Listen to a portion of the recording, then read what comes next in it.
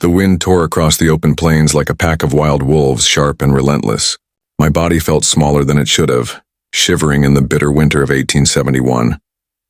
I held her close, my daughter's tiny frame trembling against my chest, her lips pale, almost as though the cold had started swallowing her before my eyes could. Every step I took left a hollow imprint in the snow, the tracks vanishing quickly beneath the next furious gust. The town behind me had turned into a frozen ghost. Houses huddled together like frightened children, their windows shuttered, their doors sealed against the storm. I had gone to every home along the ridge, desperate for someone, anyone to offer a scrap of bread or a single warm fire. 3 doors had slammed in my face. One told me I should leave.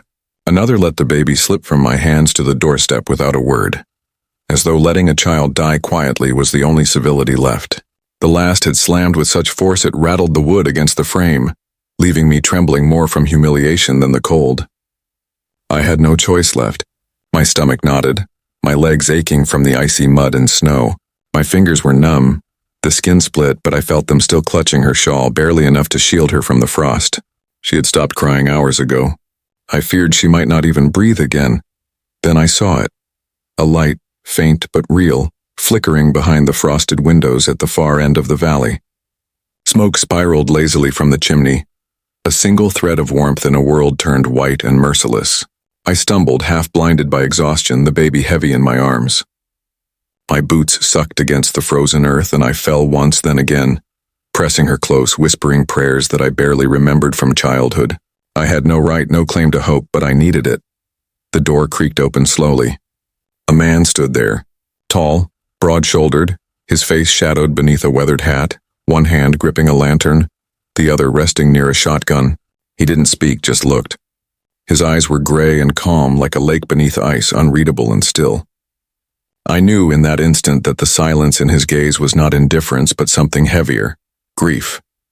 A pain carried quietly for years, like the snow had packed it into his bones. I tried to speak, my voice cracking against the wind. I offered the baby, not as a bargain, but as a desperate plea. "Take her. Please," I whispered, tears freezing against my cheeks. "Take her. Give her a chance at warmth. I can't." The words faltered, choked by the bitter air and my fear. My knees hit the wooden porch, snow soaking through my dress, soaking through my resolve. I had nothing left. Only her. He didn't answer. He simply stepped forward, removing his coat, wrapping it around both of us with careful hands. Rough, worn, but gentle. Then he opened the door wider, silent as the snow, letting me stumble inside. The warmth hit like a tide, filling my bones before I even realized it. He crouched beside us, hands on the baby, careful, patient. She stirred slightly, a weak murmur that made my heart seize in relief. The room smelled of smoke, dry wood, and a faint trace of something comforting I hadn't smelled in months. Safety. I didn't know his name. I didn't know if he had family, if he spoke to anyone at all. All I knew was that he didn't judge. He didn't ask questions. He only gave space, warmth, and a quiet presence strong enough to hold both my terror and my hope. And for the first time in what felt like forever, I allowed myself to breathe. Inside, the cabin was quiet but not empty. The fire cast flickering shadows across rough-hewn walls, and the smell of wood smoke mingled with something faintly herbal, a warmth that wasn't just heat. It was the sense of life tending to itself. I sank to the floor, my knees stiff, my body trembling from the cold and exhaustion. The baby Lainey murmured softly in my arms, and I pressed my cheek to hers, feeling the faint warmth return. I had carried her through snow and wind, through doors that slammed and silence that threatened to swallow us, but here, in this quiet room, I finally felt a momentary reprieve. Kalen moved with the kind of precision that comes from long years alone, long years of routine, of survival. He placed a bowl of thin porridge on the table nearby, the steam curling in the air, almost invisible against the dim light. His hands worked silently, steady, nothing wasted. He didn't speak, didn't ask who I was, what I wanted, why I came. He just acted. And in his actions I saw the echo of someone who had learned to bear the weight of the world alone. I took the bowl, hands shaking, and brought it closer to my lap. The first spoonful burned my cracked lips, but I didn't stop. My body had forgotten warmth, but the food reminded it that life could still exist. Every so often, Kalen's eyes flicked to Lainey, quiet but calculating, watching without judgment. There was no pity there, no questioning, only presence. It was strange, unsettling, and somehow comforting. I realized then that he had lived through something I could only guess at. A loss. A grief that had shaped him into someone who offered help without words. In that small cabin amidst the bitter wind and snowed-in isolation, we existed in a fragile truce with survival. I began to whisper to Lainey, telling her of the cold I had outrun, of the fear that had driven us here, hoping that sound alone, human and soft, would remind her that she was still alive. And Kalen remained there, a silent sentinel, moving through the room without disrupting it. Each step he took seemed deliberate, measured, carrying the weight of memories he never shared. And as the fire crackled and Lainey slept more soundly against me, I allowed myself to hope that maybe, just maybe, this quiet man could be the lifeline I had been searching for across frozen miles. The night stretched long and quiet, broken only by the faint hiss of the fire and the soft breathing of Lainey against my chest. I could feel Kalen moving about the cabin, unseen but present, checking the windows, adjusting the logs, a careful rhythm that reminded me of a man who had learned to protect, not because he wanted praise, but because he had lost everything once before. I watched him from where I sat, my own body still trembling, and wondered what grief could silence a man so completely.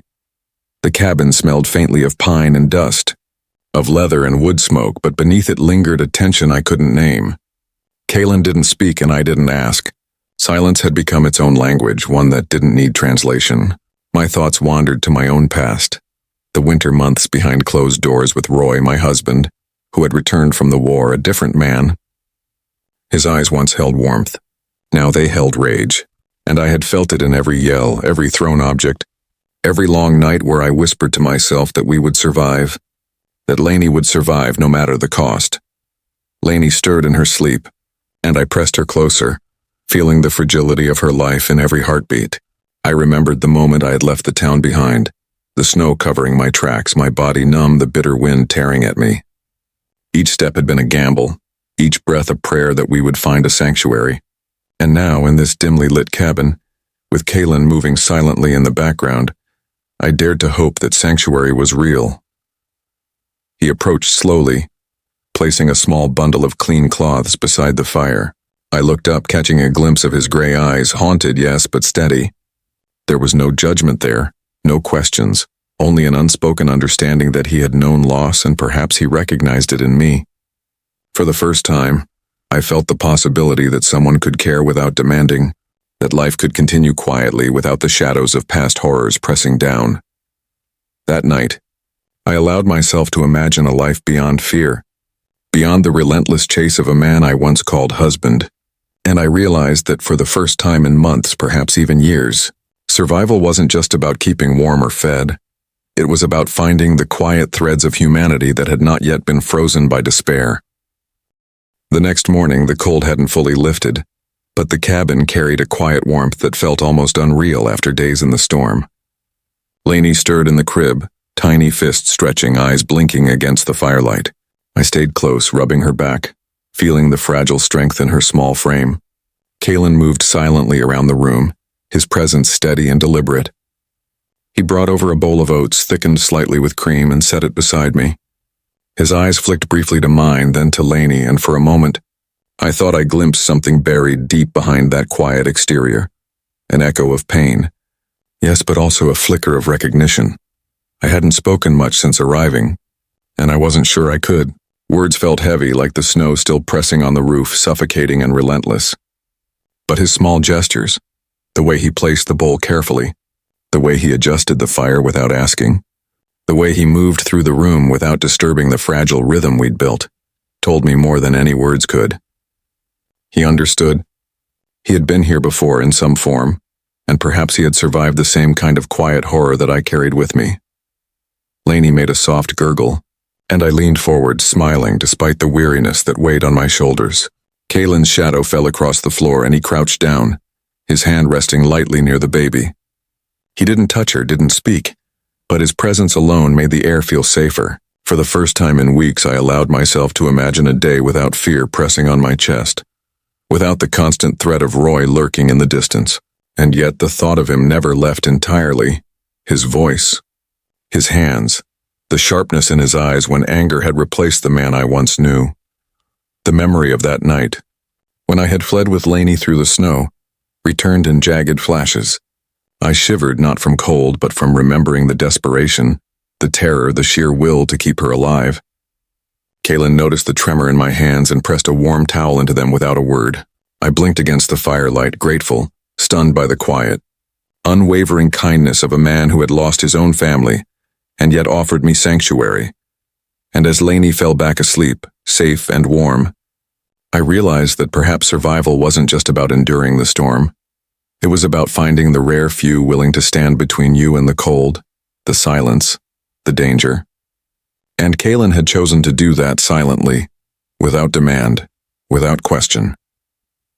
As the days passed, I found myself speaking to Lainey more than to anyone else, whispering fragments of a life I had tried to leave behind. The cabin, once strange and cold, had begun to feel like the walls could hold secrets, like it could absorb the weight of things too painful to say aloud. And yet, even in this fragile safety, memories pressed at the edges of my mind.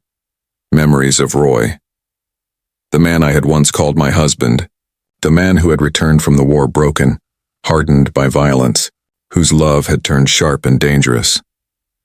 I remembered the nights when he had come home drunk, his words slurred, his anger spilling like poison through the house. The furniture had trembled under the force of his fists.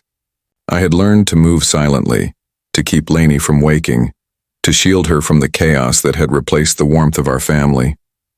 And after Lainey was born, after his violence had escalated, I realized that staying meant watching the world I had created with him crumble under his own demons. So, I ran, through the snow, across frozen fields, into a storm that might have killed us both, if it hadn't been for Kaylin's silent vigilance. Even now, the thought of him tracking me sends shivers down my spine. I know he will come, drawn by possession, by the warped idea that he could reclaim what he once had. The law wouldn't protect me, no papers, no witnesses, no proof of his brutality. All I have is Lainey, her tiny body safe against mine, and the quiet promise in Kaylin's eyes. That promise, unspoken but tangible, keeps the fear from consuming me entirely. Kaylin moves through the cabin like a shadow I have come to trust, each gesture a reassurance that we might endure. He repairs, cleans, and tends to the fire, his silence no longer cold but protective. I find myself watching him as he works, realizing that he is more than a refuge. He is a lifeline, and yet, the looming threat of Roy, the man who had once held the power to destroy everything I loved, remains at the edge of every thought. Survival now isn't just warmth or food.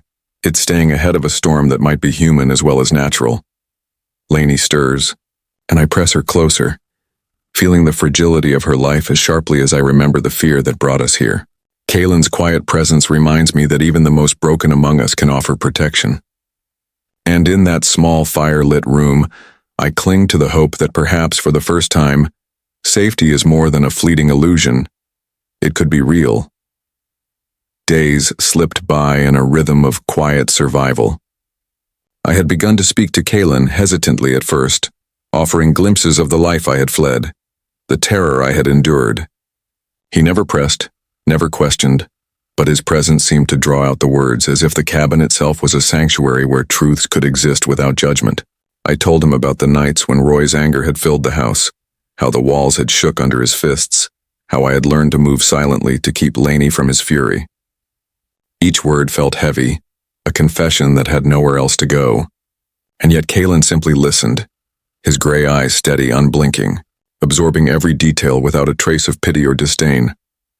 The wind outside had softened into a dull howl, snow drifts marking the outside world as untouchable. Inside, warmth seeped into my bones, warmth I hadn't felt in years. Kaylin's care was quiet, almost imperceptible, the bowl of porridge left at my feet. A thick blanket draped over my shoulders, logs stacked neatly for the night, but it carried a weight of attention I had never known. In his silence there was assurance. We were safe here, at least for now. Yet even in that safety, the memory of Roy clung to me like frost. I imagined him tracking us across the plains, his eyes burning with ownership, his hands curled into fists ready to reclaim what he believed was his. Every shadow outside the cabin seemed to hide him. Every distant creak of a branch against the snow-laden roof made my heart leap. I had survived storms before, but storms that came from a man were unpredictable, brutal, and entirely personal. That night, as I rocked Lainey to sleep, I realized something I hadn't allowed myself to feel in months. Trust. Not blind trust, not the kind born of ignorance, but the cautious, fragile kind that begins to thread through fear. Kaylin's quiet, relentless care had shown me that perhaps there was someone in this world willing to stand between me and the darkness. And that realization, though small, was enough to make my body relax just a fraction. Just enough to believe we could endure whatever storm lay ahead. The wind had shifted by morning, carrying with it a harsher bite, and the snow outside the cabin bore the first signs of disturbance. Tracks, faint but unmistakable, pressed into the white expanse like a warning. I noticed them before Kaylin did, my stomach knotting with a cold dread that had nothing to do with winter. My heart raced as I traced the path with my eyes, recognizing the telltale signs of a man who didn't stumble or slip. A man who moved with purpose, with danger in his stride. Roy. My husband. The thought alone made my hands shake, even as I pulled Lainey closer, feeling her tiny chest rise and fall against mine. Kaylin moved with the quiet precision I had begun to rely upon. He didn't speak, didn't panic. He simply assessed, adjusted, and prepared. The windows were shuttered, doors double-latched, and the rifle I had noticed tucked in the corner of the room now rested in his hands with deliberate readiness.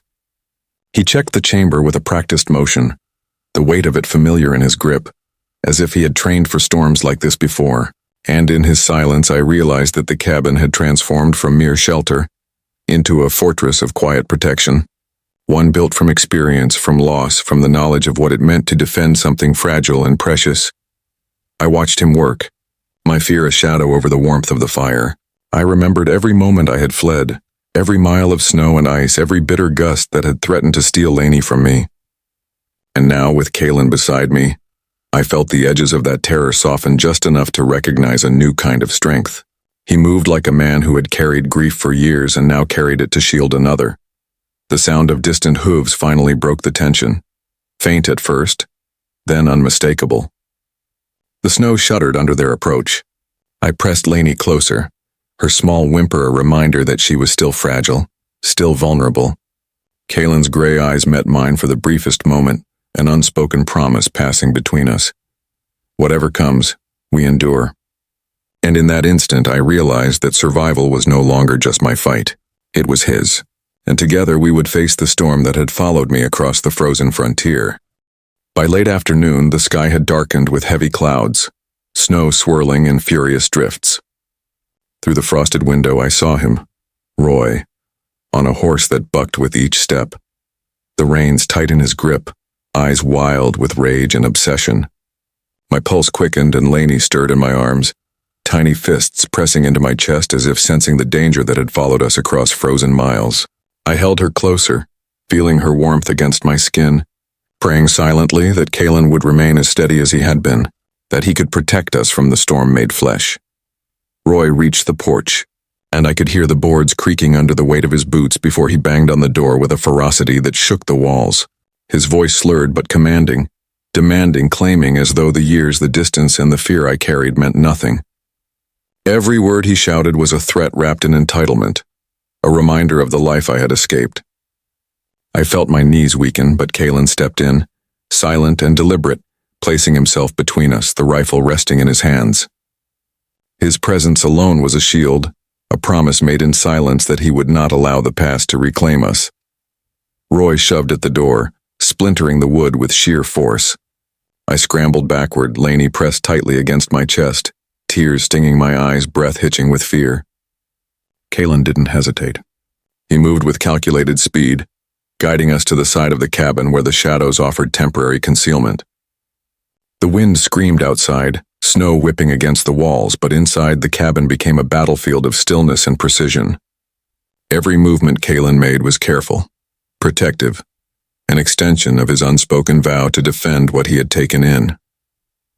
Roy's threats rang out again, echoing in the small space, but Kaylin's calm presence countered them.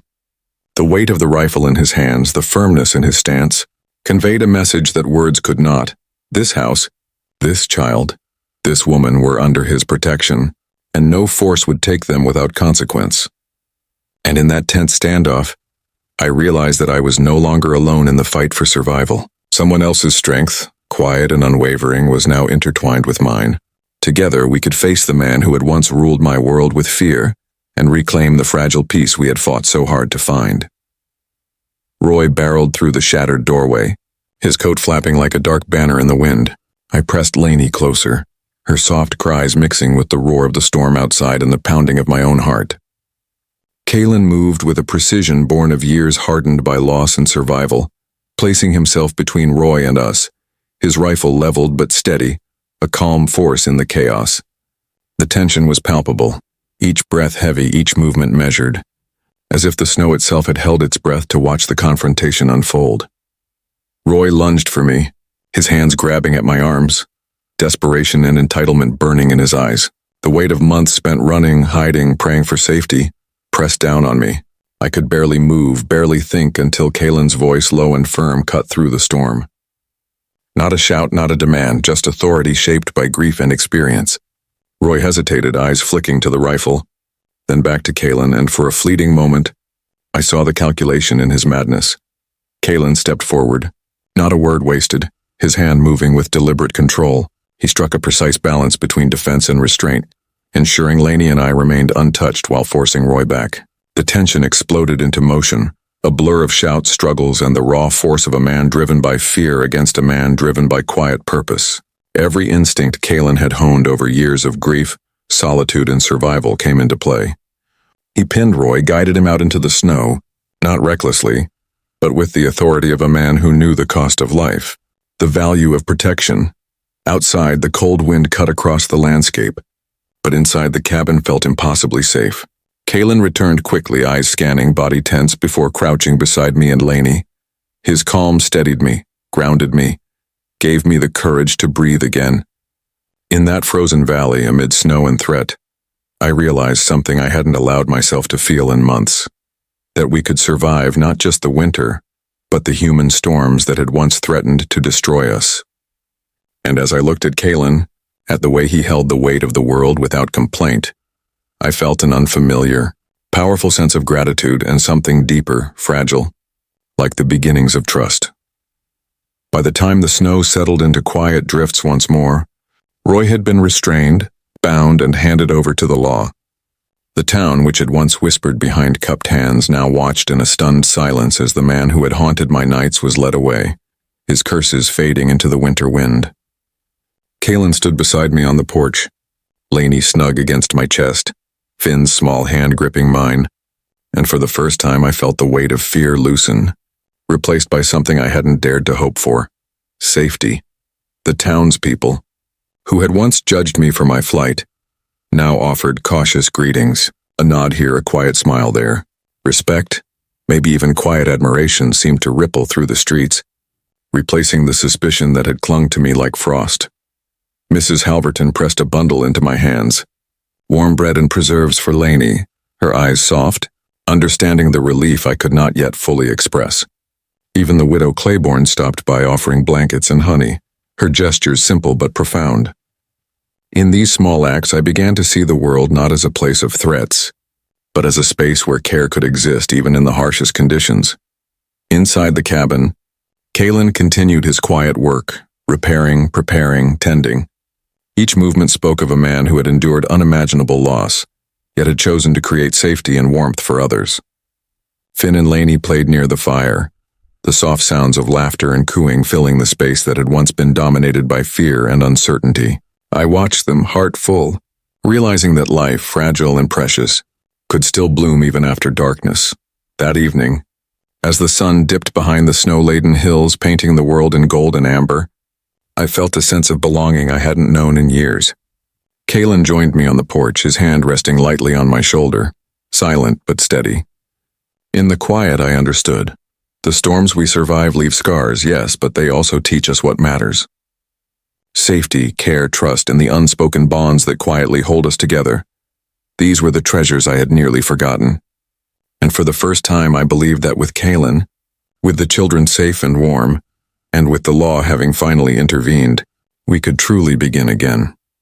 Winter finally began to loosen its grip, the sun spilling low, warm light across the frozen hills, melting the harsh edges of snow into gentle streams. Inside the cabin, life had found a rhythm of its own. Lainey, now plump-cheeked and strong, lay in her cradle, occasionally stirring to gurgle and kick at Finn, whose laughter rang like bells across the wooden floors. I watched them, heart swelling, the fear that had haunted every step of our flight finally giving way to something lighter, almost unimaginable: peace. Kalen moved quietly around the cabin, stacking firewood, tending the stove, his presence steady and unassuming. He never needed to speak to remind me that we were safe.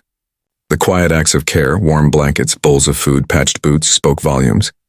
I realized that the bond we had formed, forged in the crucible of fear and survival, had grown into something deeper. Not romance yet, perhaps, but trust, respect, and a shared understanding that we had both been broken and found refuge in each other. Outside, the valley seemed transformed. Snow melted into streams that whispered over rocks. The wind softened to a gentle breeze carrying the scent of thawing pine. The horses in the barn shifted softly, the smell of hay and earth replacing the bitter chill of winter. For the first time in months, the world felt less like a place to escape from and more like a home to protect. I could breathe without tension clutching at my chest, could move without fear that each creak of the floorboard would herald danger.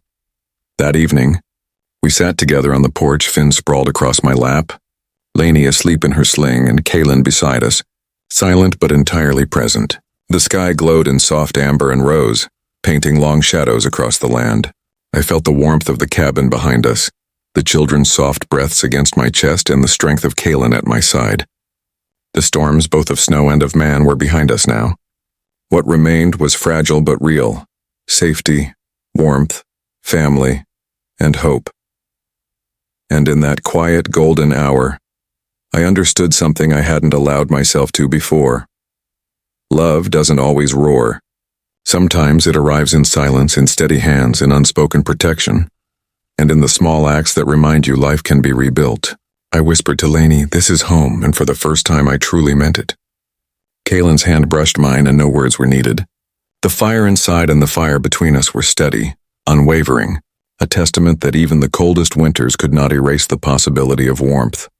If this story moved you, if you felt your heart race with fear and swell with hope alongside Mara and her little ones, hit that like button. Subscribe to Wild West Love Stories, where every week we bring you tales of survival, courage, and quiet love on the frontier. Tap the bell so you never miss a story where hope is stronger than fear, and home is something worth fighting for, even in the harshest winters.